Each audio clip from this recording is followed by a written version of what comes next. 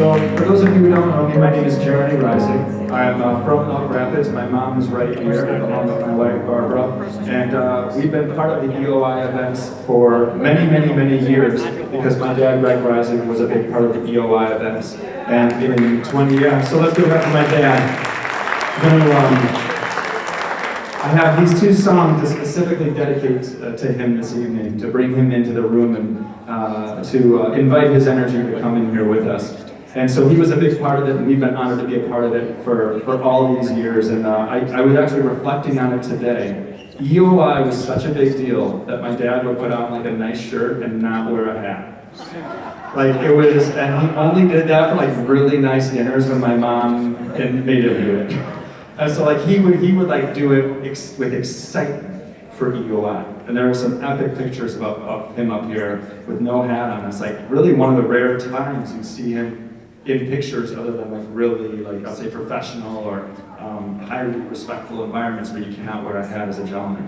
So the second song I'm going to play is specifically dedicated to him. It's a song I co-wrote with Seth Bernard. Any Seth Bernard fans in the house? So I'm going to try and cover Seth's part. He did such a great job of putting the song together. This first song I want to play is dedicated to all of us, being in love with Northern Michigan. It's a song I wrote recently called No Place Like Home. And many of you probably have a similar story to me where you grew up here and maybe you left thinking that you could go somewhere better than Northern Michigan. Like your whole childhood, you dream of getting out at the age of 18. When I'm 18, I can finally grow up and I can finally get out of this little small place, only to go somewhere like LA or Colorado or Austin and be like, wow, I can't wait to get home. And like just the way that this place makes me feel. I don't know, you feel the same way? Just like this place has such a special feeling, it feels like home.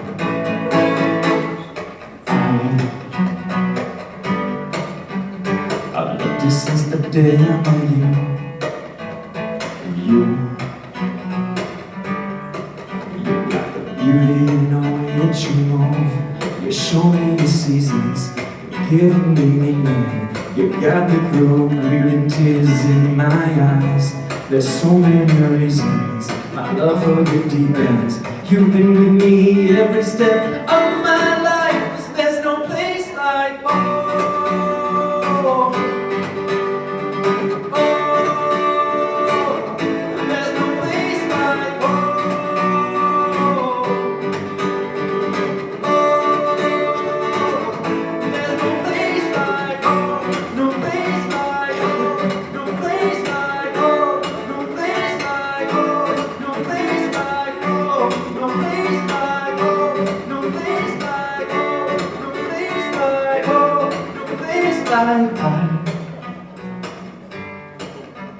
I wander from the west to the east, and what I see, there's no place that I'd rather be. You show me the seasons, you're giving me meaning. You got me through grieving tears in my eyes. So many reasons my love for you deepens. You've been with me every step of my life. There's no place like home. Sing with me. Oh, there's no place like home. Oh, there's no place like home. No place like home. No place like home. No place like home. No place like home. No place like home. No place like home. No place like home. No place like. I feel the sand beneath my toes. I love this land. This is my home. I see my dad. He's in the snow. I love this land. This is my home. I feel the sand under my toes. I love this land. This is my home. I see my dad. He's in the snow. I love this land. There's no place like home. That was called No Place Like Home. Before I officially welcome up Rachel, I'm going to play a song that Seth and I wrote. It's a song called, oh, before I do, I can't forget. Can we give it up for Taproot for providing the food for this evening? That was amazing, as always. I know we come here for the awards, the community, but also the food is incredible. And I know that's going to be mentioned again. I just wanted to mention it because I enjoyed the food so much this evening. So this song is a song that is dedicated to my dad. I called Seth as my dad was diagnosed with pancreatic cancer. I called Seth like days after the diagnosis and was like, "Hey man, I'm thinking about writing a song for my dad. Would you help me write it?" And he was like, "I'm all in." And he poured into it. I'm gonna do the song somewhat of an injustice because he finger picks it, and it's like just the guitar picking alone that he does is beautiful. If you go to J Hobbs, my Spotify channel, and you go to a song for my dad, you can listen to Seth's version of this. He sings several of the versions, and his guitar playing is amazing. So I'm gonna do my best here. It goes like this. One more thing, there's one part of the song that I want to invite us all to sing together. It goes, do do do do do do do do do do. Sing that with me. 1, 2, 3, 4. Do do do do do. One more time. Do do do do do. One more time. Do do do do do. Perfect. We'll end the song like that, okay? We'll end it all together, and then it'll bring us together as community, and then we'll hand it off to Rachel. Does that sound good with you? Cool? Here we go.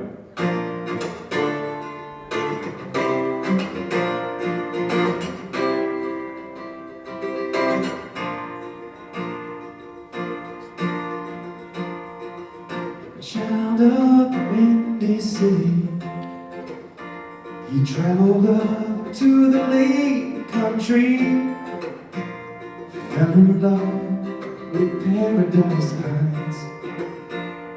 As the years passed by, he had a family of his own and moved up north to call this paradise their home.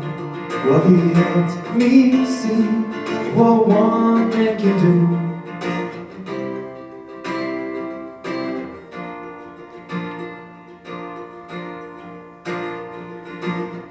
He loves the wind in the pines, crash of the bay, long talks with nature every day. A deep connection, a rising attention. He knows he's made to protect it. He knows he's made to protect it. And leave it strong for his family. Well, he helped me see what one man can do as a part of something greater. Here we go. Do do do do do. Do do do do do. A soul who shares his passion for the wind and the water. A true believer in the will that binds us all together. A peaceful warrior, a willing partner. We will follow in his footsteps day by day.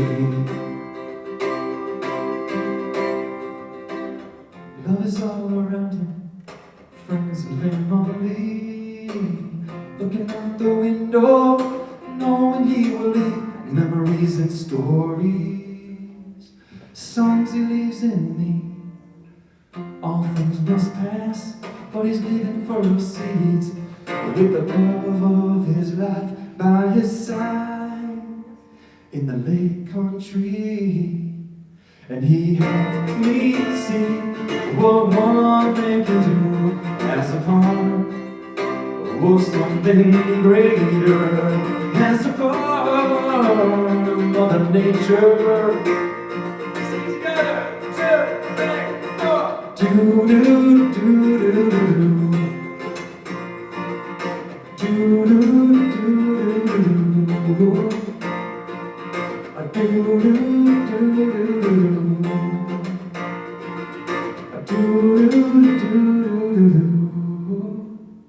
Do do do do. Thanks for letting me play that song. I'm great job singing about it. I'm going to bring up the one, the only, a new board member to NMEAC. Her name is Rachel Ratliff. And before you give applause, in her spare time, fun fact, she's a mermaid. All right, let's give it up for Rachel Ratliff.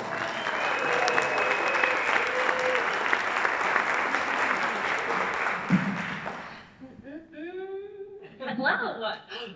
More applause for Jerry. Let's see. I was told this comes off. Oh, it does. Hi. Hi, my name's Rachel. I am a new board member. I joined 1 year ago today, if this event was the same day as last year. I was a big fan of this event, and they said, does anyone want to hang out with us? And I said, me. So here I am, and I'm so happy to be speaking with you today. And I'm even more delighted. Oh, thank you. Wow.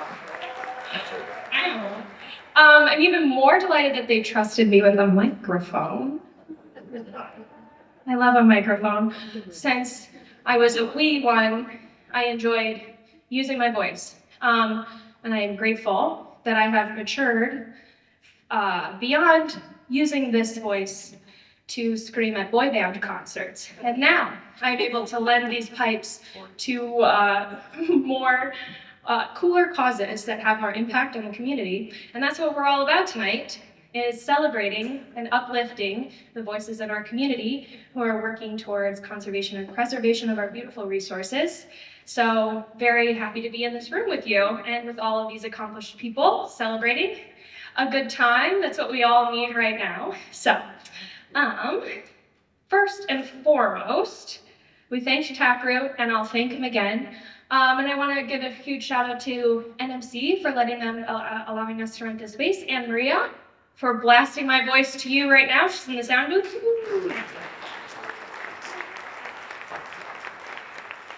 Now, while I am the most comfortable with the mic, I'm not the only board member, so we're gonna I have our current board members, and everyone please stand so everyone can see who you are. We've got current board members in the audience today. You'll see some of them up on stage with a mic tonight, yes.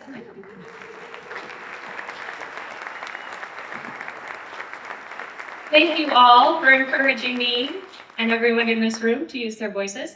And also a huge thanks tonight to our underwriters who made this event possible. So thank you to all of these folks. And now, I'm gonna put this back, and please welcome Anne Rogers to the stage.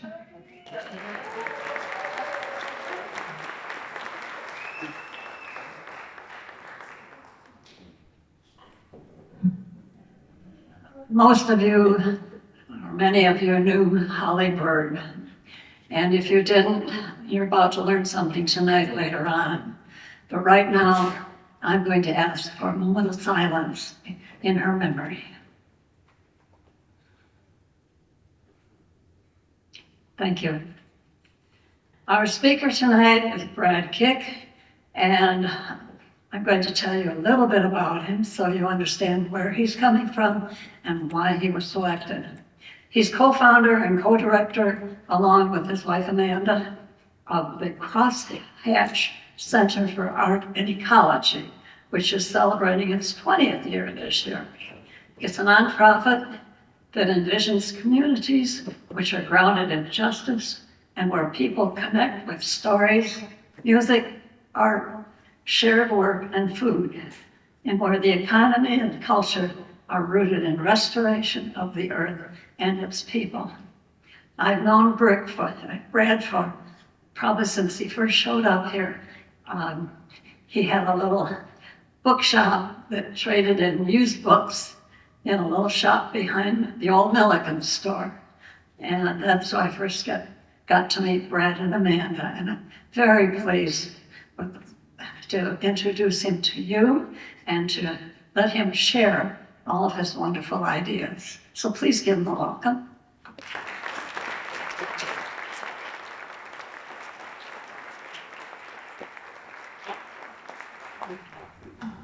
I didn't own a bookstore, and I'm sorry. Do you guys remember Unity Fair Trade Marketplace? Anybody? Man, it's a great spot.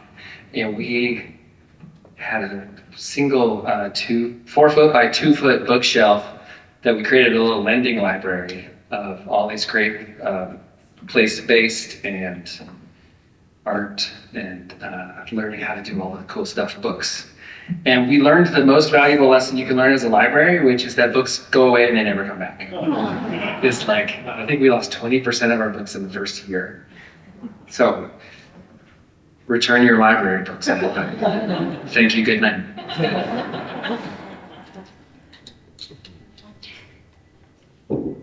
I'm going to share a lot of strange things with you, and I invite you to take what works and discard the rest. I'm going to start with quoting the great Bob Russell. We're doomed. And then maybe a whiskey toast, right? At least Bob had a family-friendly way of putting it, because before I was thinking about quoting him, all the ways I was thinking about saying it were less involved words that I maybe didn't want to say in front of you. I will instead start with just the first 3 lines, which are the least hopeful lines of this poem by Wendell Berry called The Peace of Wild Things. And I invite you to find the rest of the poem so that you can find the hopeful resolution. When despair for the world grows in me, and I wake in the night at the least sound, in fear of what my life and my children's lives may be. It feels like an apt description of this moment, but also, let's be honest, of many, many, many, many moments in our history together.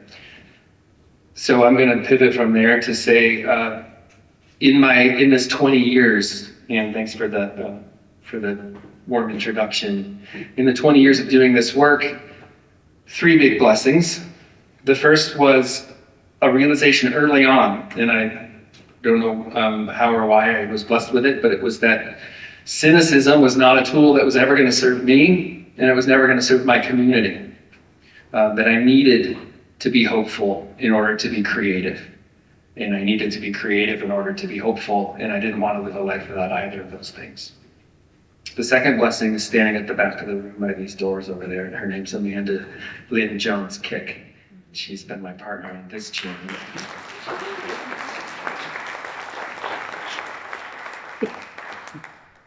And the third blessing is, ever since day one, or even before day one of doing Crosshatch, and even the work that preceded that, was finding a community of radical badasses that I could share this work with, that I could learn from, take inspiration and hope from, and so many of you are in this room tonight. So thank you for coming out. This is really such an opportunity to talk with my heroes. So let's get into it. Let's talk about joy, curiosity, building meaning, creating trust, interdependence, and being courageous. And let's do it all by being weird. It's my favorite quote of all time.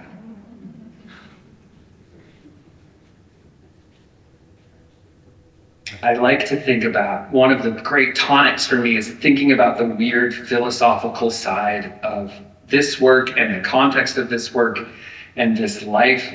The fact that we all just came screaming into the world from our mothers one way or another, and everything after that is some attempt to impose meaning on it. It's endlessly fascinating in all the ways that that shakes out, including all of the work that's being done and all of the reasons why that work is being done. It's an antidote to despair, to just kind of be an alien or a fly on the wall, or just thinking about how incredibly weird it is just to be alive on the planet. And then all the ways that we've begun to shape the way we think, these tools that we think with. We have, of course, lots of folks in here really adept at political thought, thinking about things through political lenses. There's religious ways to make sense of the world, and then there's spiritual ways that may not be religious ways to make sense. We're all here in part because there's economic ways to think about the world that often don't serve us, though there are also economic ways to think about the world that do. Poetic, scientific, ecological, by which I mean relational, military. There's a whole lot of frameworks that affect the way people process information and make decisions about things. All of these that I listed have proven themselves useful enough to become incredibly widespread over space and time. All of these have lots of variations and evolutions, including ways that lean in towards different kinds of value systems. You can have a way of thinking and a way of your sort of ethical frameworks, and those things can connect in new and interesting ways, which is why we can have a religious framework that's incredibly liberating and full of kindness and care, and we can have religious structures that are none of those things, that are authoritarian and lean towards judgment and abuse.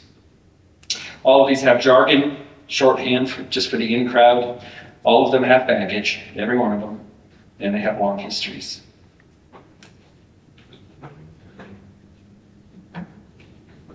The last one was my favorite quote, but this is my favorite slide. So this is my history. I was just like a normal dude going to high school, and then I went to Michigan State and got infected. Like college liberal woke mind virus. Somebody handed me a pamphlet. Next thing you knew, I was throwing out all the chicken in my freezer, becoming a vegetarian because I learned about what a CAFO was and animal cruelty. And then that led me to join the very fine folks at Clean Water Action down in Lansing, knocking on doors. I did that for 5 years, and mostly working to protect clean water through the Clean Water Act, of course, often talking about non-point source water pollution, agricultural runoff, but then also the great thing about Clean Water Action. One, I think anybody who can canvass should, like if you could do a summer of canvassing, it's such an incredible way to just meet people where they're at. The image, if you've never canvassed, and canvassing for a politician is similar, but a little different. If you've never canvassed, you might have an image of a lot of slamming doors, and it's not the reality at all. The reality is a lot of people who care very deeply and who are very busy and have a lot of things they're distracted by, but care very deeply. And navigating that in this like 30 to 45 second moment of meeting a perfect stranger in the middle of their life is a really powerful and valuable experience. The other thing that Clean Water Action did is that you'd show up at the office early, and before you all got into the van or the Suburban to go drive off to some suburb of Detroit, knock on doors, there'd be a speaker who would come in and inform you about all sorts of different issues. So even though we were working on one very specific policy issue, I remember learning about AIM and the Pine Ridge Reservation, learning about the assassination of Fred Hampton by the Chicago police and COINTELPRO, learning about GMOs and on the other side, organics, learning about corporate greenwashing and abusive lobbying tactics, histories of organizing labor and other ways that people have come together, popular movements, migrant worker rights, prison abolition movements, the equal rights movement, suburban sprawl, the military-industrial complex, environmental racism, cancer clusters, mining as a continuation of genocide against Native groups, and also a source of environmental harm and a host of water issues. I know I'm giving this list to the people that already know this list, but it was an incredibly powerful liberal woke mind virus that continued to impact me, both in the sense that I was learning about just how much abuse of the world and its people there was out there, but also beginning to draw the connections between all of these things.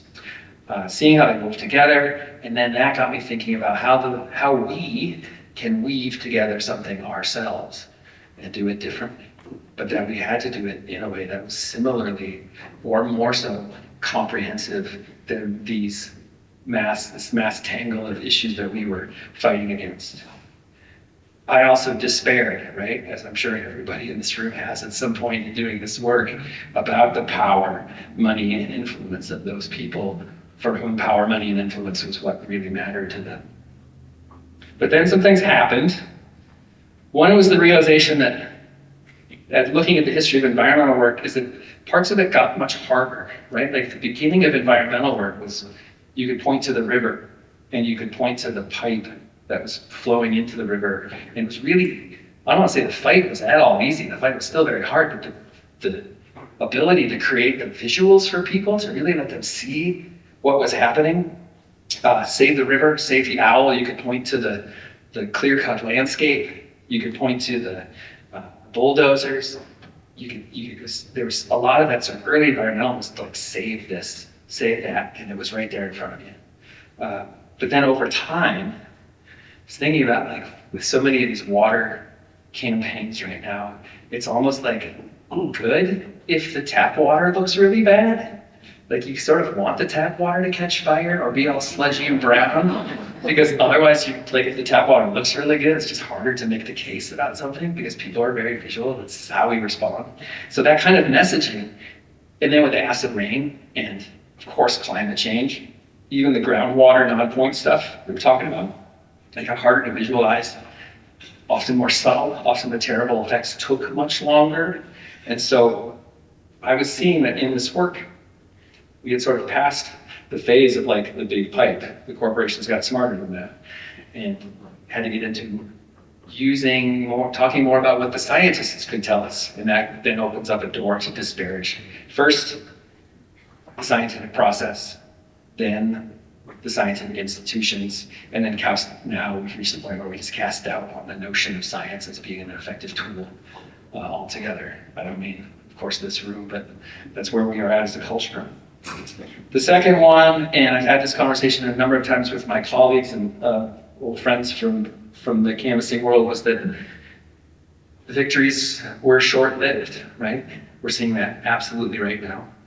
That victories often maintaining a victory depends on who's in office. As all of you know, many times a campaign, you have to win every time. And the odds are already terrible. But you have to win every time, and the opposition only has to win once, and then the bridge gets built, or the forest gets clear cut, or whatever else happens. And there's no clearer view of that than right now. I invite you just to remember this number.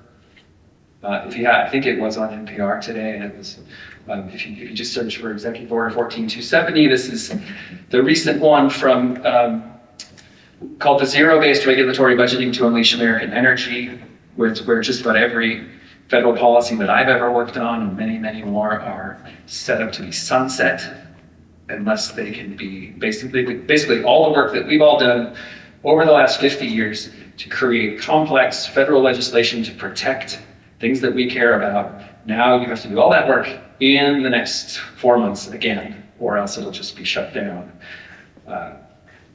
There's a great article from commondreams.org, and again, just type this number into your search engine and stuff will start popping up. But be in a good state of mind or with friends when you're reading it, because it really is the biggest, one of the biggest steps that I've seen to just completely dismantle protections. So a lot of my friends, a lot of my colleagues from those Clean Water Action Days went into partisan politics. They became campaign staff. They went to work for elected politicians. That was not my path. I decided to look for ways that we could, again, start weaving together something positive. That image of building the new in the rusted out shell of the old was very compelling to me for a long time. And the question of how to do that has been a little grain of sand in my craw, and that I've been rubbing for the last 30 years, thinking about what does that actually need to do. The third thing that happened was recognizing some of the cultural weirdness that came with some of these old school movements. It's like it was okay to be a cynical iconoclast running a really toxic organization as long as you won. You could sexually harass your staff, you could be racist and sexist, but you were still like a hero. And I think I'm bringing this up not as historical interest, but because it's still here. Or at least the echoes of it are still here in the way that we think and talk about this work. White saviorism, siloing the work, becoming really good at one part of it, but then being really awful and actually part of the problem on all the other parts of it. It doesn't fly anymore. Hustle culture, not taking care of yourself, ignoring your chronic disease and your high cortisol levels from extreme stress, and being terrible to your family. Doesn't work anymore. We gotta find new ways of doing this work that's not about burning everybody out so that you can win the campaign. I think there was a sort of heroism, right? There's an idea that you could be an environmental hero, and now what we really need is people to be environmentally humble. It's harder, but it's way more useful. I had a moment talking with Kay Bond at the Niatawanta Inn where she said, you know, our generation spent our whole lives saying no, and now your generation is coming along and saying yes. And I thought that was so beautiful, in part because it was the no, it is the no, it's the pushing back against the damage being done that has helped create the space for organizations like Crosshatch and other colleagues of ours to start saying, well, now here's what we can do instead. It's a powerful moment. And we're in a powerful moment where we still absolutely need the no, and we absolutely need the yes. So the fourth thing is that the culture is becoming more alienated. That's the result of capitalism, just pulling us apart, making us want to spend less time in community and more time at home with whatever we can buy everything that we need rather than relying on each other for it. Less trust-based, more siloed in terms of information, these weird meta-narratives and scapegoats and manufactured outrage where the algorithm can choose exactly what news will resonate the most with you. And then at the same time, we've always really loved analysis. I mean, one of the things that I loved about being a friend and mentor, being mentored by Bob Russell was I always felt like he was 5 years ahead of everybody in terms of his analysis. And now we've reached the point where it's like you can't even keep up with the speed that's required to do the analysis. And we get so fixated on the analysis, well, things are actually happening that are almost random and nonsensical. So analysis is far less powerful of a tool. It's still a very powerful, important tool, but it's not the end-all be-all that it used to be. So that is like the context that has set up this work. Sorry, I made a little bit number this whole time. So 20 years later doing this work, we found some cool stuff. And that's actually what I want to share with you now. I have no idea how I'm doing on time. Somebody show me a little thing. I guess you got a thumbs up. She said, another hour and a half. I'm going to share a bunch of cool strategies with you. This is kind of like the big weird buffet. So it's going to be like, I'm going to cover a lot as fast as I can. I should also be really clear that as with all the stuff I was just talking about it hasn't necessarily been working, that I'm a white guy working on teams that were not invented by me. A lot of these strategies have been long established by indigenous communities on Turtle Island and all over the world. Thinkers like Audre Lorde, James Baldwin, the Zapatistas, the Black Panthers. Every idea that I'm going to talk about here has a long history attached. And if I can make any claim at all, it's that in this moment, we've combined some of them in what's a maybe slightly unique way and been able to test them right here in this community, in this region, in this watershed, in partnership, in long-built trust with hundreds of other people and institutions. Those relationships to my elders, fellow travelers, past writers, past thinkers, and the millions of people who have been doing this work, laying it down in humility day after day over the history of humanity and the four-leggeds and other non-human people in this place. That's the blessing. That's the work. Gary Snyder, I don't know what the next slide is, let's see. Yeah, that's it. Gary Snyder just turned 95. He's one of my favorite poets, and he says, as a poet, I hold the most archaic values on earth. They go back to the upper Paleolithic, the fertility of the soil, the magic of animals, the power vision in solitude, the terrifying initiation and rebirth, the love and ecstasy of the dance, the common work of the tribe. I try to hold both history and wilderness in mind that my poems may approach the true measure of things and stand against the unbalance and ignorance of our times. I feel like that should be everybody's mission statement from now on. It's like scrub your website clean, make it all Gary Snyder. So, getting into the weirdness, excuse me while I just preview what the next slide is. Okay, we'll come back to that and you'll be like, oh yeah, now I see. I want to talk about a different path. I've been calling this the third bucket or the third path. If you have a better name for it, please let me know. The idea is like who here has seen a documentary that helps you understand a political, ecological, economic problem in some detail? But this is the crowd engagement part of the conversation. And these are great, right? Because you get like, they're usually about 90 minutes because that's our attention span, and you get 75 minutes where they like great infographics and good music, and they like show you in detail, they like wrap around the whole problem, and they pull on it, and you have this really powerful, if it's done well, a powerful understanding of the problem. And then the last 15 minutes, it's like, okay, so what do we do? And usually, every once in a while, there'll be like one talking head, like right at the beginning of that third act, who's like, well, we should probably abolish capitalism. And then they're like, okay, so let's now move on to the actual, because we can't consider that. And the answers, in my experience, tend to fall into two buckets. What kind of work can you do to influence your lawmaker? What kind of work can you do with your pocketbook to change the way that corporations might listen to you as a consumer? Yes, let's do those things. The third one, the one that we really enjoy focusing on and feel like is drastically underrepresented in these moments, is the work that we can do together in our community at the local scale, without a ton of money, without the permission of politicians, to begin building the alternatives to the system that we abhor.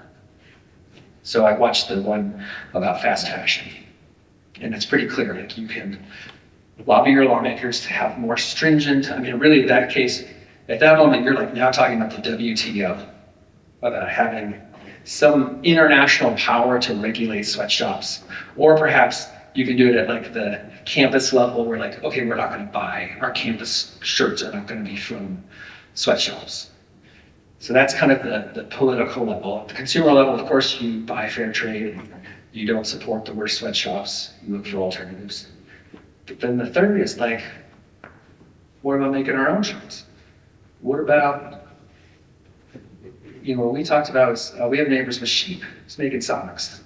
We had another neighbor up the road a little bit who was making sweaters and selling yarn.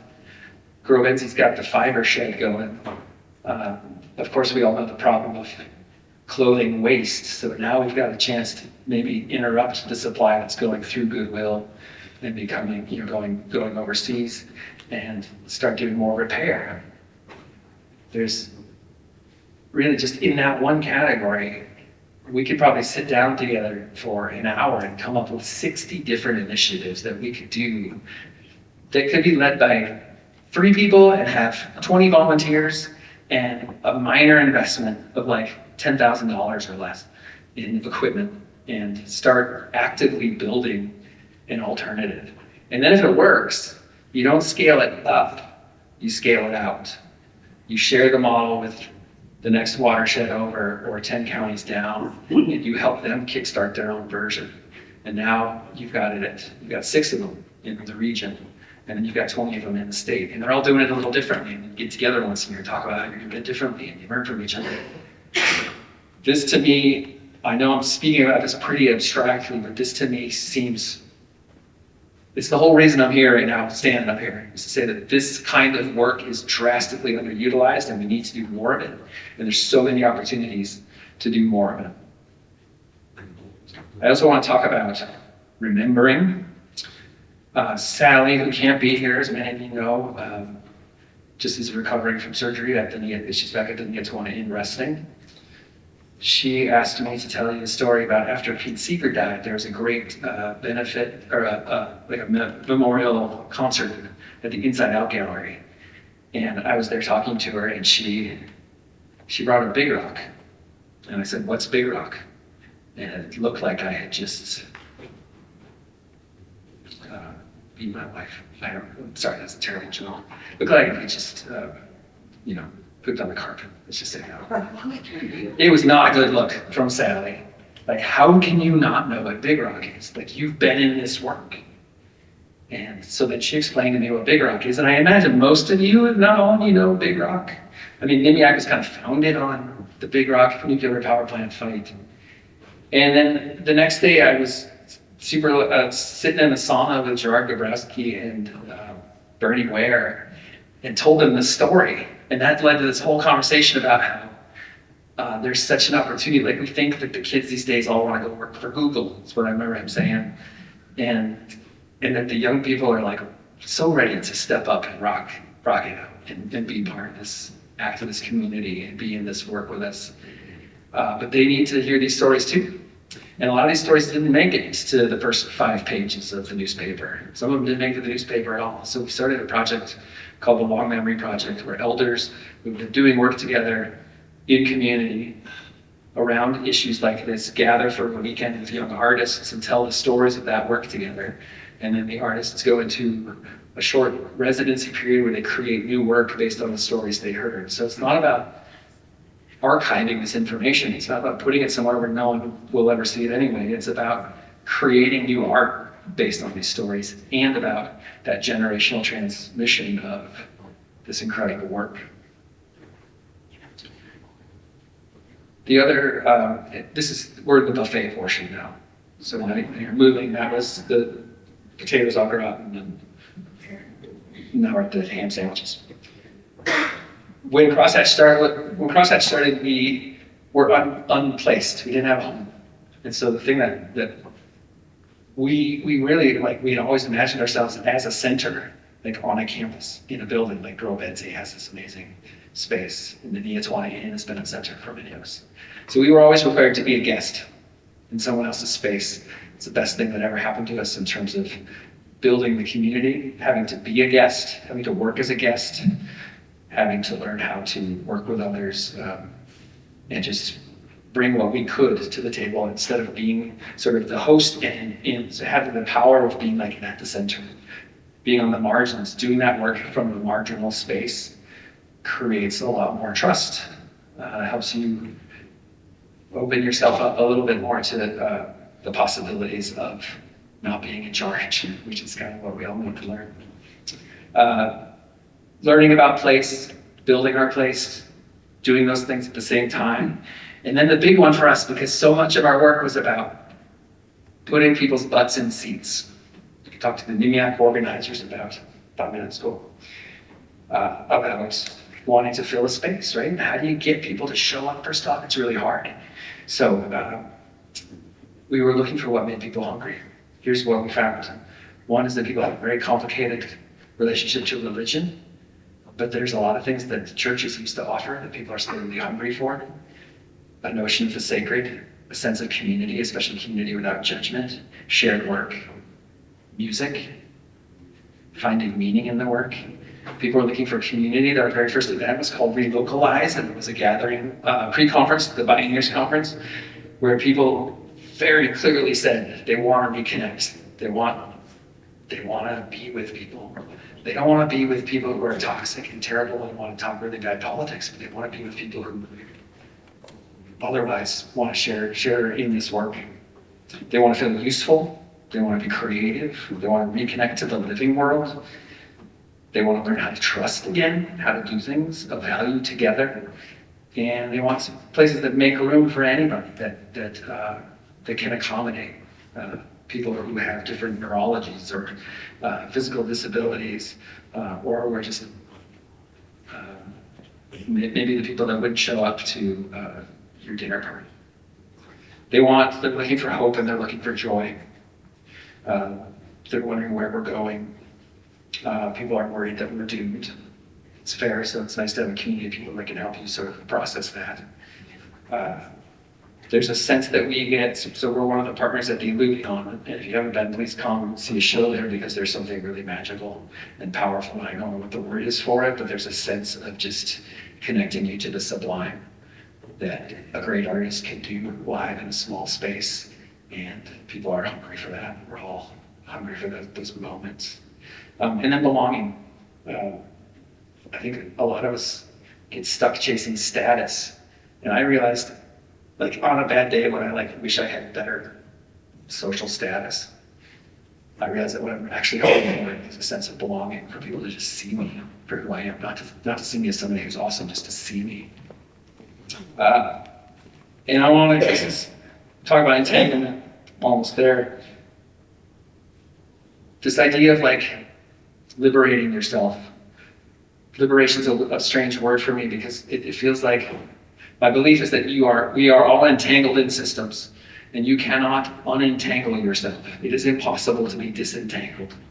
What you can do is choose to entangle yourself in something different so that you're not replacing the systems that you don't like. So choose your entanglement. We gather people through guilds, and we found out that guilds are a great way to just put people at the table together. Show up, give them some good food. Thanks for doing that. This food was amazing, by the way. And get them talking. What we often found is that we would do this with farmers, and some farmer would be like, the big problem I'm having is I need somebody to clear all my trees, and I don't have any heavy equipment, I'm getting too old. And then the person next to it was like, I have this mulcher and I really need like 20 yards of wood chips, so I'll tow it over to your place and I'll chip all the stuff and I'll bring it back to my place if that works for you. It's like, oh, you just solved the problem. You just solved each other's problems in 5 minutes of conversation. And that's one example, but it happens in these ways that are kind of miraculous and really, really fascinating. So find one little moment of common interest, bring people together, put them at the table, let them talk. It's incredibly powerful. We get pushback to that because it's like, well, where's the needle? You guys aren't moving a needle. What problem are you solving? It's like, well, we'll find out. But like, we tend to start with a problem instead of starting with the trust building. We need to be building this trust and fighting against this notion of alienation and making it really fun. Then when the problem comes up, we don't have to build those relationships at the last minute. It goes without saying, art, music are essential. It goes without saying that food is essential, and the people who produce that food, especially our local farmers, are essential to this work. Memories of the future is my favorite. I've named like 75 things as my favorite today because I have a lot of favorite things. This idea, Memories of the Future, is coined by the folks at the, see now I'm losing my recall. It's the Rob Hopkins transition. Talks about these moments where you're doing something together, where you sort of have like this vision, this memory of the world as it could be. And it's like where you sort of see it. It like comes together in all of the fine details in a way that makes you hungry for more. And again, that happens as we gather, as we talk, as we do this shared work. Joan Shelley just moved here from Louisville, an incredible songwriter. And I was talking with her about her practice, and she had mentioned something during her show at the Illuvion that there's a world that her songs come from. It's an internal world. She mentioned that it was like full of conveyances, like canoes and tractors and hot air balloons and whatnot. But that her songs come out of that world and have to come into this world. And I feel like that is also true for Crosshatch. We have these worlds inside of us that are perfect and beautiful and wonderful, and then we pull these things out of it and bring them into this world. And if we do it right, the problem is that the moment of the pulling is very disruptive. It kind of pulls off all the nice, beautiful, fine threads that make it so gorgeous. And you have to figure out how to pull it out and still have just enough of it remaining in this world that's so full of despair and difficulty that people can still see something of that world behind it. Petrichor is my favorite. Sorry, petrichor actually is my favorite word. Petrichor is the smell of the soil after a good rain, or as a good rain starts, and it's the idea that it's actually the chemicals in the soil telling the seeds that the water's coming and that they can start to grow. So Crosshatch has 50 different projects that you've never heard of, you've never seen, and you maybe never will, because there's seeds in the soil bank. And they're waiting for just the right opportunity. So as something happens, as something shifts, as we meet the right community partner, as we have the right conversation, we say, oh yeah, let's talk about this. And then of course, as that little project happens, it ends up being something totally different than what was in the soil. But this idea that it's like we're ready, it's like everything's shovel ready all the time. We're just like waiting for the perfect opportunity, and we're not pushing it. Cohorts, co-ops, God bless Oriana, convenings, collectives, commons, credit unions. These are some incredible ways for us to figure out how to do this work together. 6 traps, I'm gonna spend 8 seconds on each one and then I'm out of here. Urgency. Everything's urgent all the time. It keeps us from actually stepping back, resting, being creative, building trust, taking the time we need to do things right. Let's push back, deep breath when we're thinking about urgency. Analysis, we tend to really focus on who's the smartest and most right, who's got the best analysis. Let's worry a little bit less about that and look for more commonalities, places where we can do this work. Status, I already talked about. Governance, we're terrible at governance. Governance is a remedial skill. We need to learn how to make decisions together. It's another thing Bob Russell's been talking about forever. We need rock star facilitators. If you care about facilitation, if it's something you enjoy, we need you. And we need you to get as good at it as you can and get as human-centered and focused on the reality of just people as you can. I talked about scaling out, not up. And then money. The movement needs money. The movement has people in it. I think maybe some of you are in the audience, I hope so, who have done well and have money to give. I need one, thank you. It's important. It's a key part of this work. Number 2, I need you to get out of the way of getting that money to where it needs to go. The person with the money because you are the one with the money does not mean you're smarter than the person doing the work. I want you to look into waterers.org, waterers.org. This is a group of philanthropists who pooled their money, decided what communities they were most concerned about, and then got out of the way and allowed those communities to gather groups of people to make the decisions about where that money went. Incredibly powerful model. Too much of funders wanting to drive the bus. And we need you to, we're grateful, so grateful for the financial resources, but we need you to get yourself out of the way. The single most effective tool we can build is a tight-knit community bound by trust. Clear-eyed, courageous, and humble. Such a thing cannot be planned for and will never be implemented by experts sitting with money. Such a thing is woven from what is at hand, slowly and with care, by the people in a place. Thank you.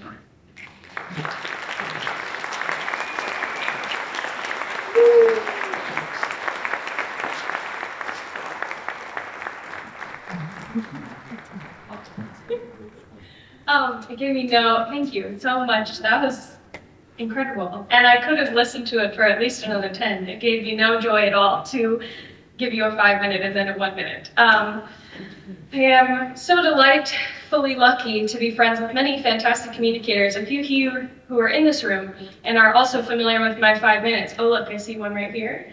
And there's another one, my friend George somewhere over here, who disliked my time check. But fantastic voices to get here on the mic tonight. We are transitioning into the awards giving part of our ceremony. There will be envelopes and celebration and more voices. So with each category, we are going to read all of the nominees, and to preserve time, we're hoping to hold applause till all nominees are announced.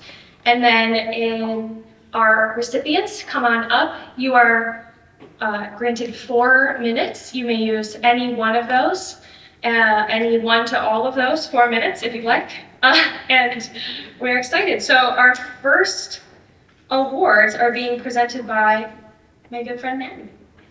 Come on up, fellow board member. Hi, good evening, everybody. So yeah, we're gonna just kick things off for the award segment here. The first award that we'll be presenting is for the Environmentalist of the Year in the Agriculture category.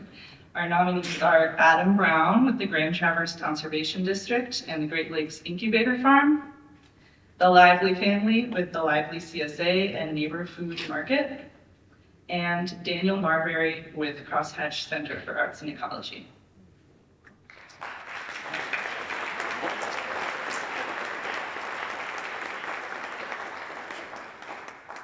And the winner for the agriculture category is Daniel Marbury. Has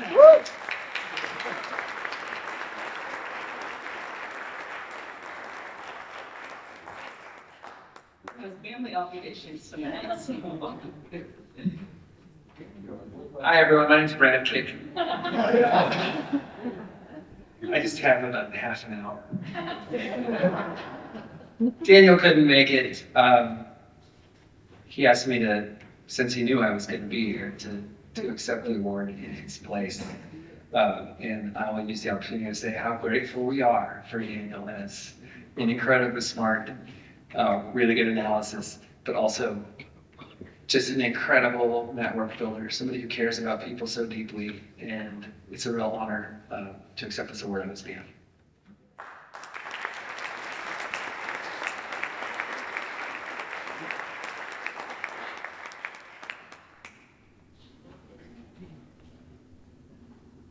Okay, so moving on to our next category is business.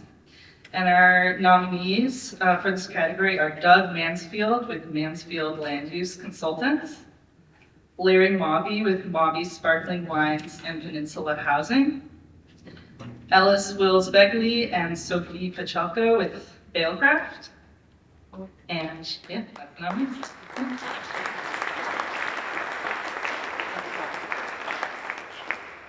And the recipient for this award is Ellis and Sophie.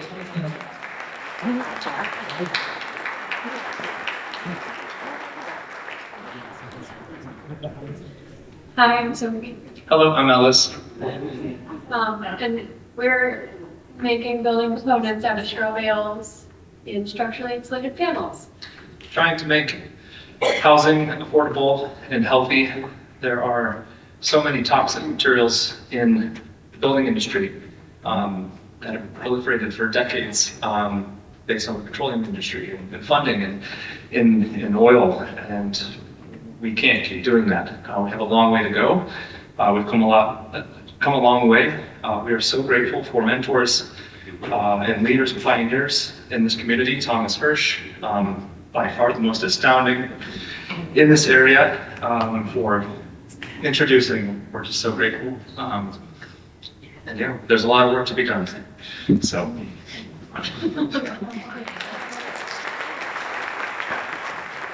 Hi, I am delighted to be presenting the award recognition for the education category. This recognition goes to some members of our community who are exemplary with connecting with people from all different kinds of backgrounds and encouraging a connection to the land and water in a way that is memorable and has a long-standing impact. So the nominees in this category are Kelsey Taylor with the Northern Michigan Forest Explorers, Joe Jaczkowski, who joins us from Seeds, Rachel Straughen from the Grand Traverse Conservation District, and Sherry Richmond from Glen Lake Public Schools.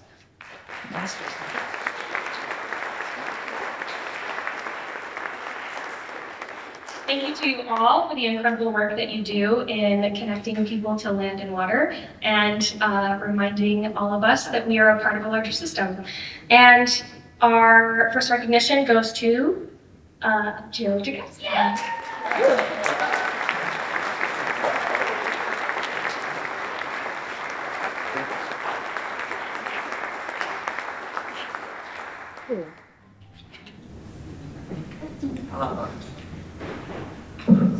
Hello. This is really big to me. This is the first award that I'm receiving in my adult professional life.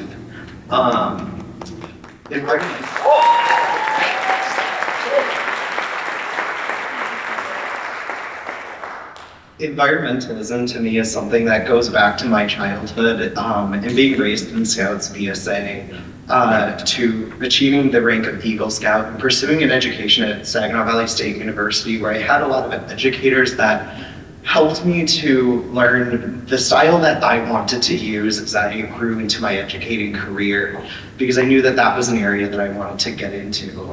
Taking time with Michigan United Conservation Clubs to work at their Youth Out of Doors camp and promote ideals about sustainable conservation methods that we can use to not only use nature, but also live alongside it in a way that will carry on into the future, help to further hone my skills as I got to the end of my college time in made my way up here. I joined Seeds and didn't know what to really expect. I knew that I wanted to continue educating, but not at what capacity that was going to be. One of the big things that I started taking in during that time of developing and understanding is that the fight for the environment was not something that I was going to complete. I kind of had, when I was getting into the movement, that this was the main focus of a lot of parts of my life moving into the future. And it really started in the 1800s and carried on heavily into the 1900s. The 60s were a really impactful time for this movement in particular. And I recently had an interaction at a bar where I was told that I should have been born in the 60s because that was the ideals and the ethics that I personally embodied.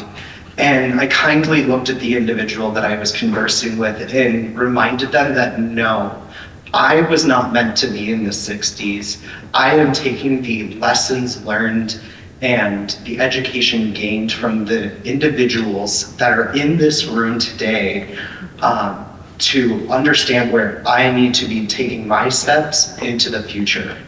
As a Zillennial, I sit between millennials and Gen Z. It's a really interesting microcosm generation to live in. We are not often at a lot of tables. And being brought to this table here the past 2 years drove a lot of desire within myself and encouragement to continue the education that I have personally been delivering to everybody, whether it's composting talks or nature education. The biggest thing that I am thankful for is my nieces and nephews that give me the fuel to be out and working in this field and doing education in the day-to-day basis. Esther, Ambrose, Felix, and Phoebe are my drivers because this fight was started before my time, and it's something that I'm continuing. They are going to continue that fight into the future, and we have to continue building those resiliency pathways that we can bring those next generations into this fight because it will never end. We are humans and we are together in community. NMEAC is a great place for us to be coming together and start sharing those ideas and bringing the next generations in to the conversation. So I wanted to just say thank you to everybody that is in this room, that is outside of this room, that has helped me, whether we have conversed already or just simply I might have read a story or heard it on IPR, because I do love IPR, especially when talking about work resolutions. So thank you all again. I'm gonna pass it back over.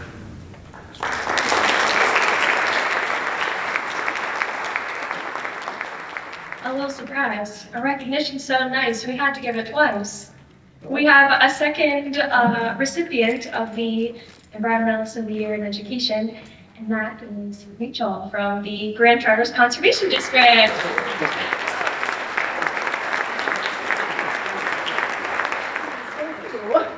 Thank you. Awesome. Well, I'll keep mine short and sweet. I have been talking for probably 12 hours today, so I apologize in advance. Pleasant surprise. I was thinking about what I would say if I got up here, and one of the biggest things that kept coming into mind is how many people I know in this audience, and how cool that is right now, and how many people I don't know yet, and I hope to get to meet you soon. Please keep your eye on the Grand Traverse Conservation District and the good work that we're doing. I am just one human there. Many of our volunteers are in this audience. My team is wonderful and makes the work that we do possible, and we would love to see you there. So we do have our native plant sale tomorrow too, so come see them. Thank you very much.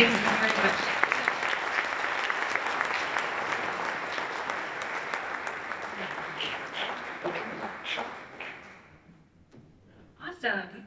And so our next set of awards are being presented by microphone. Welcome.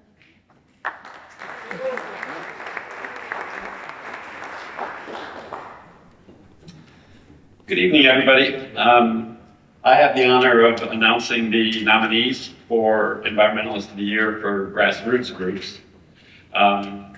And I think it's a really special category because the grassroots groups are people that have an idea and use that idea to bring people together with ways that they can build on that idea. And that leads to, good results for the community, and good results for the planet, and good results for all of us. So I'm happy to announce our nominees this year. So first is Sam Wolf with Sleeping Bear Wildlife Fund. Then we have the Board of New Community Vision, and I think Beth Verhey might be here representing them. We have Meg Schwartz for Great Lakes, Great Responsibility. We have Julia Chambers with A Few Friends of the Environment of the World. And we have Tim Dowd, not Jim Dowd, from Casson Township. Apologies for that, Tim. Casson Township Neighborhood Association. And then we have Ray and Jan Pessin, who are just individuals who have done some important community work up in the Suttons Bay area. And the recipient, is the Board of New Community Vision.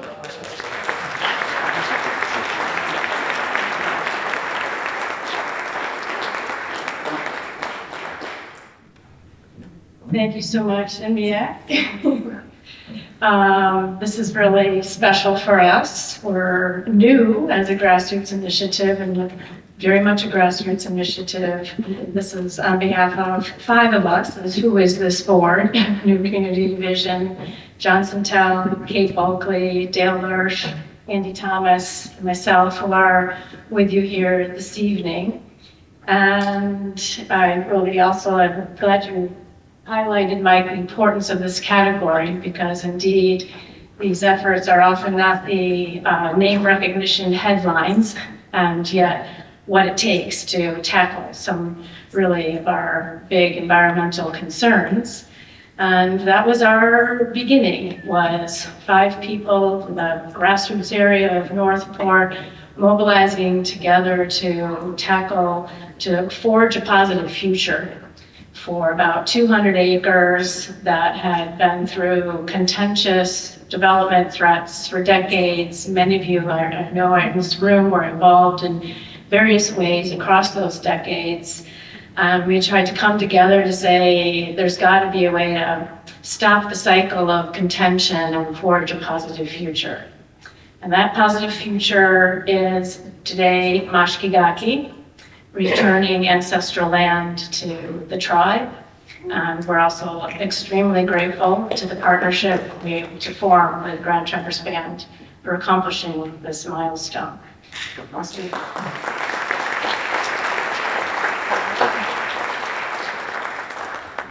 Certainly part of that was a lot of donors. Big federal grant, of course, gets that big headline recognition.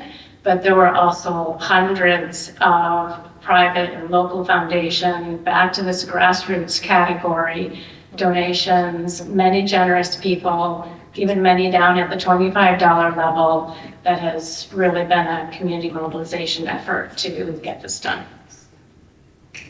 Thank you.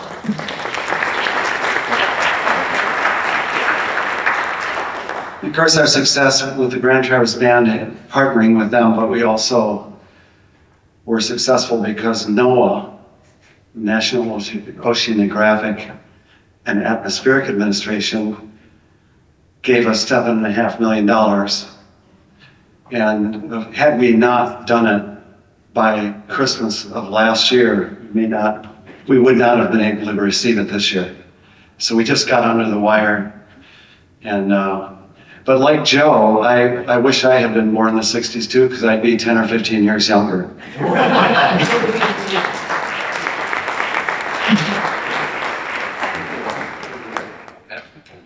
All right, so our next category is going to be in the professional category.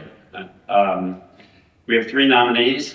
So we have Christine Crispin with the Watershed Center. And then we have 2 nominees, joint nominees, Heather Smith with the Watershed Center and Sam Ogle with the Elk-Skagamaw Lake Association. And then finally, James Dake with Grass River Natural Area.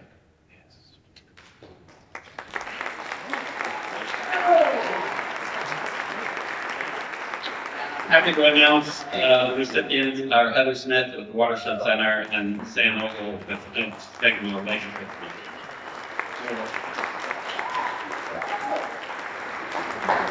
For their important work on a clean water lawsuit that is being filed against a local polluter in our watershed, and hopefully we'll see a positive resolution. Good evening, I'm Heather from the Watershed Center. This is Sam from Wills-Begley Association. We didn't prepare a speech because we didn't think this was very likely, but thank you so much, NMEAC and this community, for recognizing our hard work. It was several years ago when Sam came to me at the Watershed Center with some really troubling water quality data. And the more we looked into data collected in Spencer Creek, which is just downstream of the Begley Fruit Processing Plant, the more we grew concerned. And we couldn't stand idle. We had to do something. We felt like we had to uphold the Clean Water Act. It's been a long and strange journey filled with lots of long days, early mornings, late nights. Sam and I have dug through so much water quality data, obtained data ourselves, looked through it, documents, thousands of pages. This litigation is really the last resort, but we just couldn't stand idle. So thank you so much for recognizing us, and we have to shout out to the Watershed Center, all of our staff, our board, our supporters, Elk Lakes, same with Elk Skag Lake Association, that's a tongue twister, and also Grand Traverse Band of Ottawa and Chippewa Indians, who is a co-plaintiff who led lots of technical and legal expertise to this case. Thank you.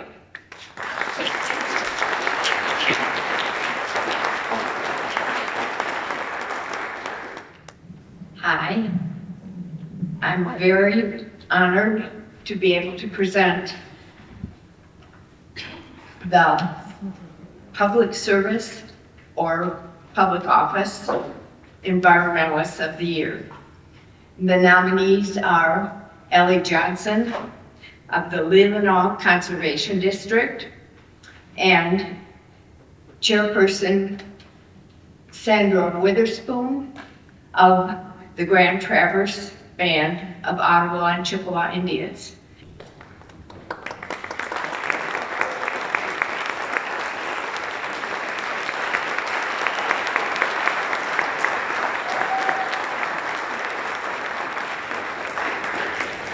I'm very pleased to present this to the Grand Traverse Band of Ottawa and Chippewa Indians, who I noticed, as you have been mentioned in several of the other award categories.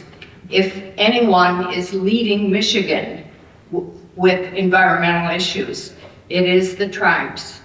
They took the lead on something that NMEAC was involved in, saving a piece of wilderness at the end of the Sleeping Bear Dunes. And if it wasn't for them, it wouldn't have happened. And now they're taking the lead on, they've taken a stand against the Line 5 tunnel. So we look to them for their leadership and appreciate it so much.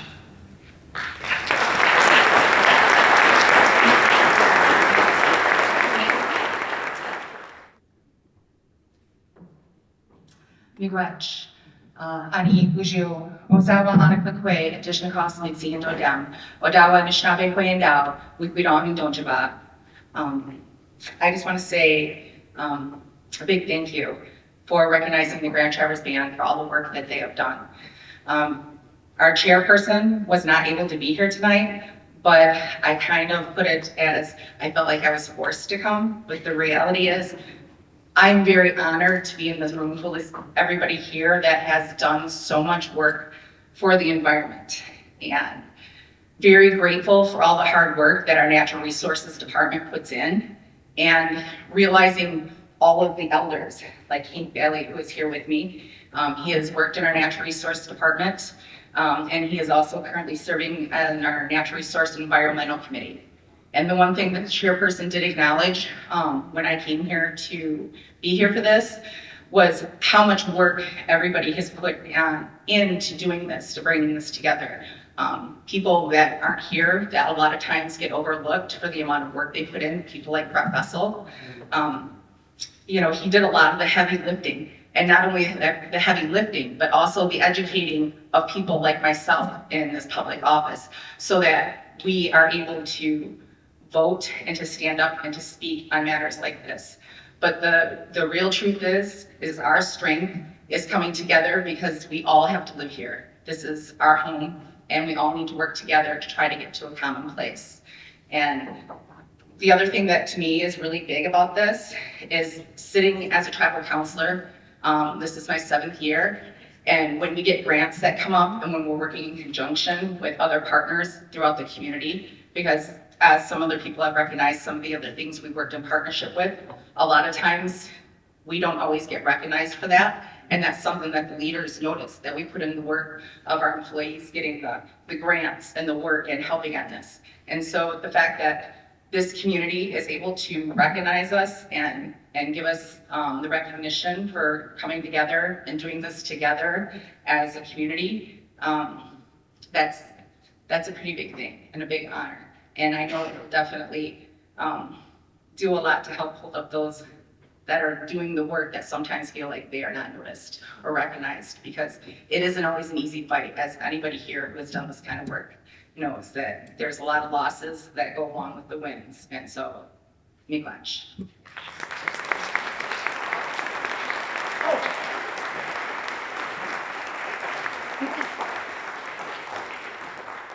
So Hank reminded me, I didn't say who I am.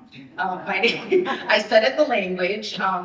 My English name is Tina Frankenberger, and I serve as a tribal counselor on the Grand Traverse Band, and I also serve as the vice chair of our Natural Resource and Environmental Committee.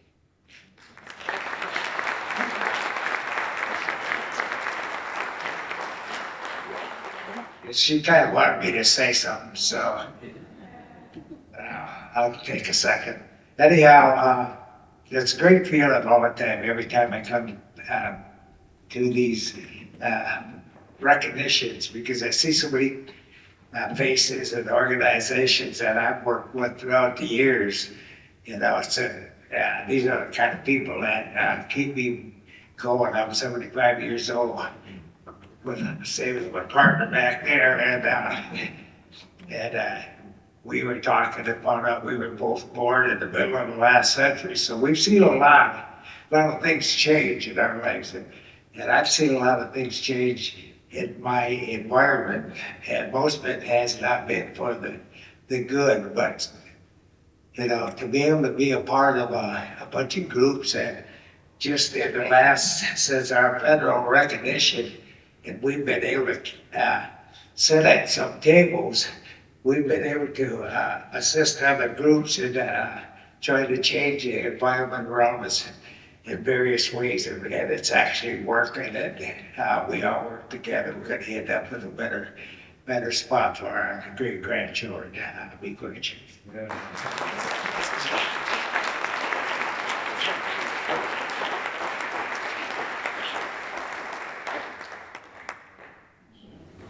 The next category is Environmentalist of the Year Volunteer.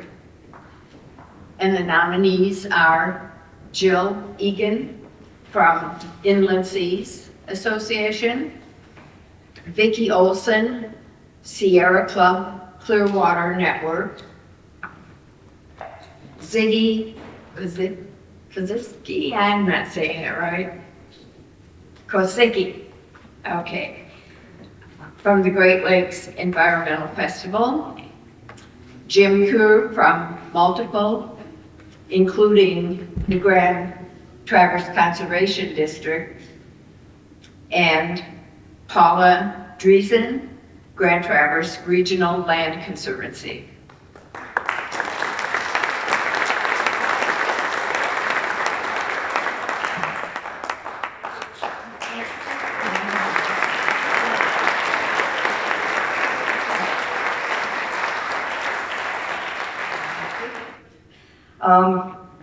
I was talking to my husband about how long I've been working with the Clearwater Sierra Club group. I think it's been over 12 years now. I started on the committee And then I became the outings leader because I know that by getting people out there in nature and hiking and enjoying nature, that we'll want to protect that which we love. And then a few years ago, Charlie passed away, and I became the chairperson of the group as well. And I'm very thankful for all of those who have encouraged me to keep going, to keep the group going. So we're still looking for other people to join us. You know, you can come out and hike with us, you can clean up the road with us, you can be part of our committee and help us to grow the Sierra Club here in Northern Michigan. I think it's so important to have a local chapter represented here in Michigan. So I'm very thankful for all the people who've worked with me and have encouraged me through the last 12 years. Also, I'm very thankful to be part of this community. Thank you for this recognition, and I love coming here to the NMEAC things and seeing everybody. It's wonderful. Sometimes when we're doing environmental work, it can be discouraging, but tonight is not one of those times. Tonight we celebrate. Thank you.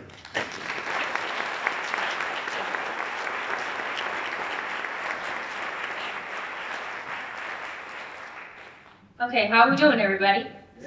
Yeah? Okay, good. Well, energy is great in here. The vibes are off the charts, which is good. So we got a few more to go. I am excited to welcome to the stage John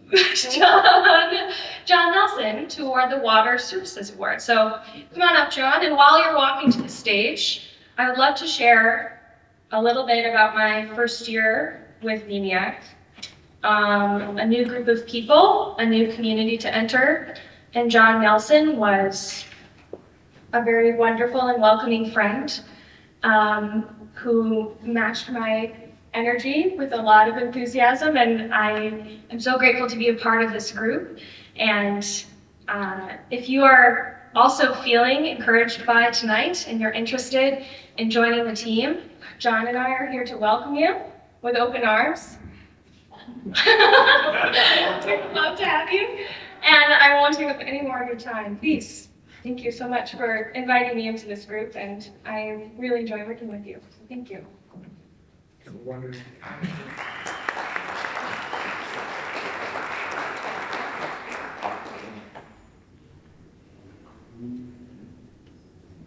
Preserve, protect, restore. Those are three words that could be used for anything really in our lives. But in particular tonight, it's about water, that precious, precious gift that's been given to us. That is the requirement for this award. This award is all about preservation, protection, and restoration of water. And the recipient is the Grand Traverse Band of Ottawa and Chippewa.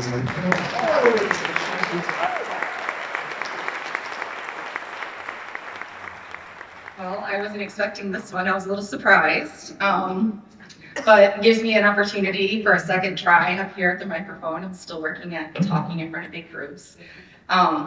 But very grateful for the recognition, and definitely one of the things that I wanted to point out is I came to work for the tribe in 1997 as an intern in the fisheries, and then I finished school and came back and worked, and that's when I realized how important treaty rights were and how powerful they were to be able to make change. But that change comes with us all working together, because it takes people coming together to do this. And very grateful for this recognition, because the water is so important. We all need water. Water is life, and without it, we wouldn't be here. If the water's not healthy, we wouldn't be. And we all know how important it is to everything from tourism and the economy here in our local area. So very grateful for this recognition. You watch. Water is life.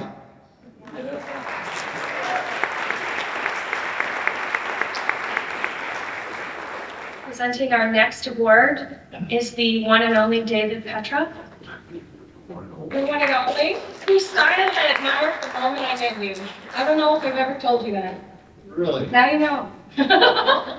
Now I've done something wrong. I guess I've been asked to deliver one of these special awards. These are not the ones that go through the regular nomination process. It's people that we've come to recognize as doing something that's beyond other things. This next person, I met, must be 13 years ago. And, well, this person has done a lot of different things. And actually my first meeting was at Blissfest. There was a rally being held at St. Ignace, speaking of oil lines and things like that, the Line 5. And so Bill McGibbons was going to be up there, and she arranged to have a carpool from Blissfest to St. Ignace. And that was the first, and it's actually the only time I rode in a Toyota Prius. You know, it was a decent car. But anyway, this person has done many, many things, and I was surprised to learn that. I didn't know all that about that way back then. Very, very instrumental in the northwestern part of this state here. And, well, she could probably explain more of it to you than I can. Okay, so you probably enjoy this person. I believe it should be up there. Julia Chambers, okay? She's from tremendous accomplishments. Please come in, Julia. You're still here, I hope. Uh-oh. She wasn't one of those early leavers, was she? Because her name was up there earlier. Uh-oh. Julia. Well, the great thing about an award in a nice frame is that it stays just fine without refrigeration. So we'll be sure to get into it. Well, yes, I mean, it's just, yeah, I mean, if you read the, I didn't realize this, whoever had nominated her, it was quite a different things. It's the few friends things there. I think it's here too. Yeah, we've got it here. This is people who go above and beyond, okay? And the few stands for a few friends of the environment and of the world. And, she used to work with the community to create a healthier environment, all that good stuff there. But the things that this one person with this same group and stuff, if you read it, they put up a small list of a lot of the things she's done. The educational programs on wetlands, dunes, air and water quality, fracking and renewable energy, the hands-on projects and activities, including hazardous waste collection days. She's had things where they do the family Earth celebrations and a Christmas tree recycling, household battery collection, dune grass plantings at Ludington State Park, invasive species polling. These are the things that we all try to, get people to go out and do, like collect the trash along the different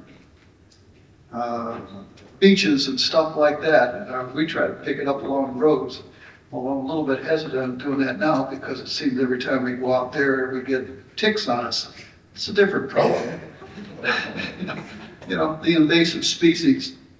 But she's done 4 years of beach sweeps, and that's a native plant sales, selling over 8,000 plants over the years.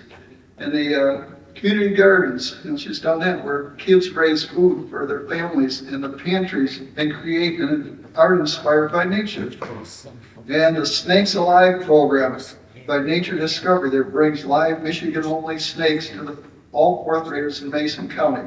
I don't know who nominated this lady, but she well deserves it. And this is the thing we all want all of us to do. They're not going to do as much as her probably. Some of us probably will do more. But we all do some. And you know, I think about it all the time. I mean, it's a struggle. Just like picking up the trash alongside the road. It's definitely good for the environment. And it takes, you know, a few people do a lot of trash, and it takes a lot of us, you know, to clean up the little bit that's there. So we shouldn't even have to do that. So, and again, this also, to me, connected back to one more event.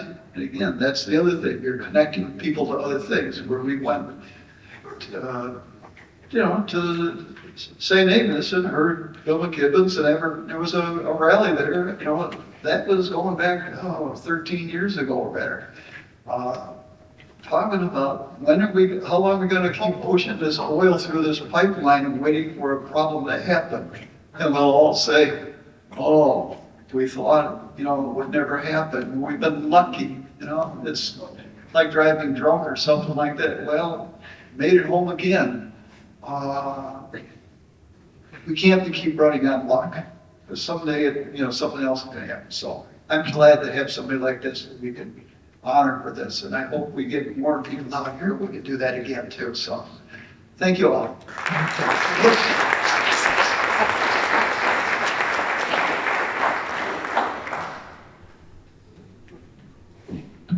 This next presenter needs no introduction, but that's not going to stop me from giving one.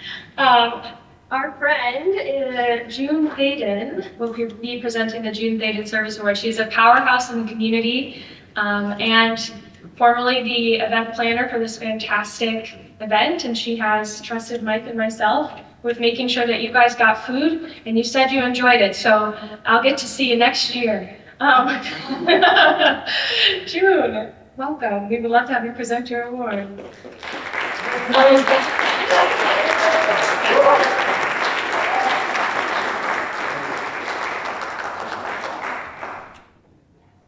It's my pleasure to tell you a little bit about the recipient of the award that has my name. She was an RN, worked for the Red Cross, Peace Corps in Colombia, was a home health care nurse, and managed the migrant health clinic in Leelanau County. She volunteered many hours for the Netwanda Research and Education Center, serving on their board. The board at Oregon, Food Rescue, Great Lakes Pioneer Conference Core Team, that was a long time ago, and NMEAC. Sandy was part of the early NMEAC team that supported the county recycling and composting tent at the Cherry Festival. She was a special person, full of courage, who loved the earth and all of us deeply. She made a difference in our community. It is now a year since she left us after a courageous battle against her cancer. She is very missed. I now ask her husband, Jeff Anderson, to accept this award in her honor, as we recognize Sandy MacArthur as this year's recipient of the June Thaden Service Award. And everyone can.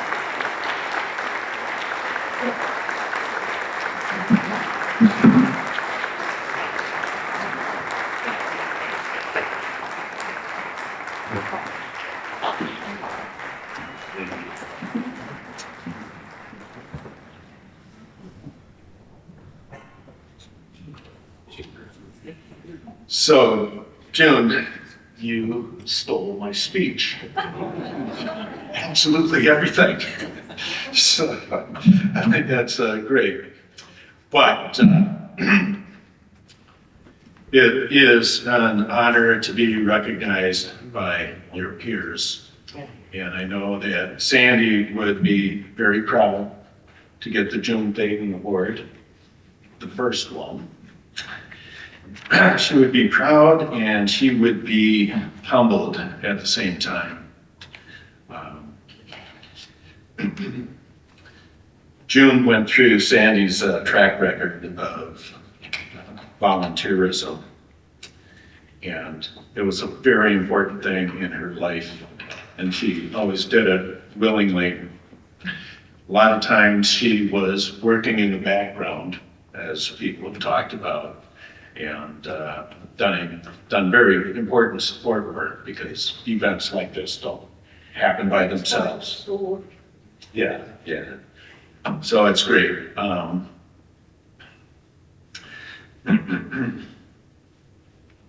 Thank you. Thank you, Lisa.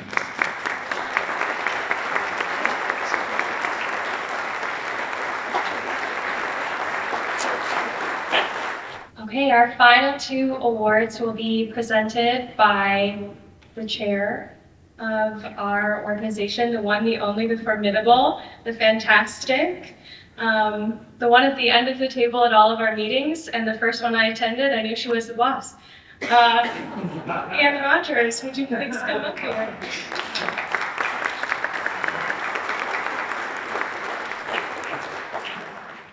Before I get into the Holly Bird Award, there are a few announcements I'd like to make. Number one, this was Rachel's first term as being the co-chair of our award system, and she's done a very nice job.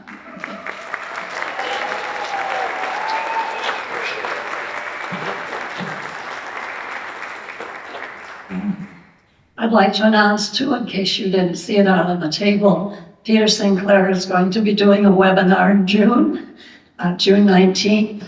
Watch for the date and the time and how to sign up and all that on our website. The next thing I wanted to remind you about is maybe you're following, excuse me, the climate crisis. It's getting worse by the day. And signing petitions might help, but we've all got to do our part.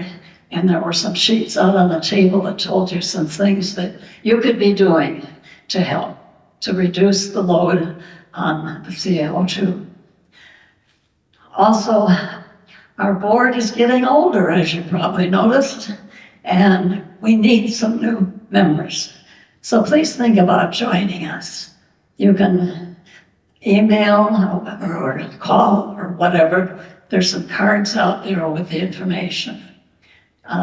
We need some young, more energetic people who can carry this on. We're all connected. We're connected to everything on earth, and we need you. So think about that. And I think that's about all that I wanted to announce. Now on to, I won't call it an award, I'd call it a recognition. Holly Bird has been a mentor for a lot of us. Not only was she a litigator, she was a friend, she was advisor, she was advocate for Indigenous women and children, especially people who have disappeared. I've known Holly for a little before we started with all the Line 5 protests. And we see her in everything. I felt her generosity, her cheerfulness, and her love. There was an obituary on May 8th, if you want to look up more about her. It was in the Record Eagle. Is Percy here? Her husband was going to try to be here, but he had another meeting to go to, and I don't see him, but we will make sure that he gets the plaque that was to go to Holly Bird. She was tireless. She was a mentor that will be missed terribly. We loved her. So.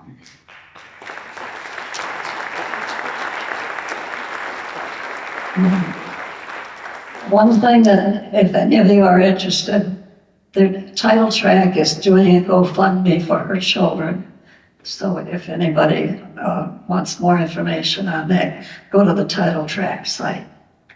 The Greg Reisig for Environmental Journalism Award is one that was established after we lost Greg. And the board was unanimous in the fact that he needed to be remembered and honored.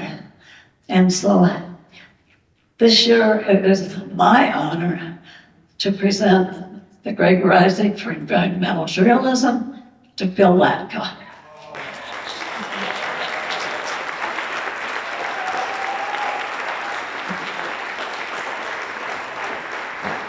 Bill has been mentor, editor, writer, cheerful friend, and all over the help for as long as I can remember, and that's quite a few years. So congratulations. Thank you so much. Yay. Okay, I'll say a couple words. Thank you so much to NMEAC. This is really a shocker. Greg was amazing, and I learned a lot from him while he was here.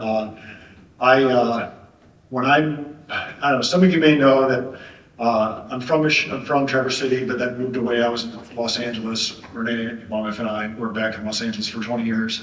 One of the last things we did there was a big Discovery Channel documentary about climate change solutions. And it was a big, big show, and it really changed my life and kind of got me on this path of being an environmental activist. When that show, it kind of ended, not from a political standpoint, it ended without actually getting produced. We did a lot of the prep, spent a year and a half, and poured our heart and soul into this, and had amazing scripts written, but the network didn't make the show for reasons outside of our control. When we came back to Michigan, I figured, okay, I have to take what I've learned and do something with it. And so I really devoted myself to helping nonprofits around the state. I help NMEAC and MEC and Groundwork and just you name them, I've done work for them, and I really care about getting these things done, right? So during the pandemic, there's an idea that I had in my head about like doing some kind of storytelling show about climate change solutions, like address how regular people can get involved. And I started this project called See Change, S-E-A, or S-E-E Change, see the change. And the pandemic happened, and I thought it was a good idea, but then life came up again, and I kind of put it on the shelf. Well, cut to this spring, and I got a call from Rich Brower. Everybody knows Rich Brower. Rich said, hey, there's this guy who wants to do a show about like climate, so I don't know what he wants to do. Why don't you talk to him? I said, well, sure. So we met at Oriana, and I met Bruce Ogle. Bruce, are you still here? There he is, Bruce. So Bruce came, and he pitched Sea Change back to me. And I thought, wait a minute, this is first of all, it's amazing. It was pretty much what I had laid out and what I started to work on back in the pandemic. And then I thought, well, here's somebody that, maybe two of us can get it done, because I couldn't do it by myself. So we partnered up, and we kind of reconfigured it a bit, and we created, we're actually in development on a show called Do Something. And it's a show about climate solutions. And it follows a guide and a skeptic, somebody that doesn't think that anybody can really make a difference when it comes to climate change. And what we do is we follow these folks as they go around and visit the organizations and people in our region that are doing something about climate. And it's a feature-length impact documentary. We are right now in the fundraising stage. We're trying to raise a little bit of seed money to kind of get a crowdfunder together, and then we'll go out and raise the couple $100,000 it'll take to make this movie. We're working on this now. And Bruce has done a lot of the legwork and talked to a lot of the people, and there's a lot of folks in this room, including, I can't name everybody, but we talked to Sarna, we talked to Taylor, Food Rescue, several people, right? And the stories it's about the people that are doing the work. It's NMEAC, it's Flow, it's Groundwork, and it's the people that are doing the work. So we want to show people that you can do something, right? It's overwhelming. This problem, this climate crisis is overwhelming. But if we show the people that are doing it and actually enjoying it and making a difference and building community and making shit happen, then maybe we can inspire others. So if you want to come talk to me about this after this, come see me or talk to Bruce. We'd love your support, contributions to help make this happen. We don't know if we're going to be able to get it done, this year, but maybe next year, who knows? But that's something we're working on. Anyway, the thing that really inspires me is, I know that this comes with a little bit of a prize. So thank you, and I'm going to contribute that toward Do Something and Sea Change to help really kick this thing off. And I appreciate it, and because NMEAC is there, they do all the right things. I'm glad to see an injection of new folks into the board to kind of keep it relevant and active. And I really, really appreciate this recognition. Thank you.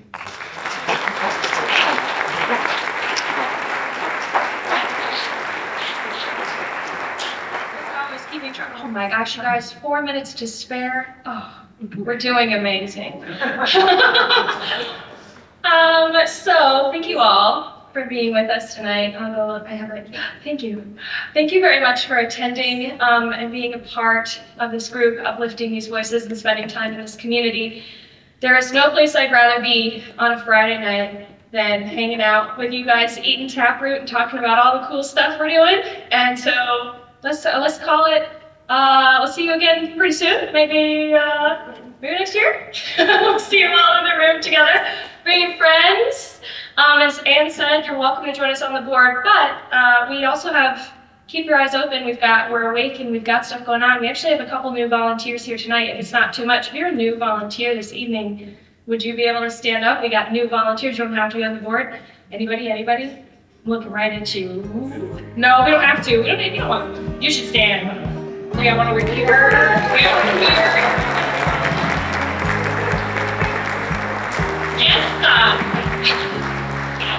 She's seated, but we still love her. Thank you so much. I hope that the rest of your evening and your weekend brings warmth and good wind and buoyancy from an evening of community just like this. So thank you for your time tonight.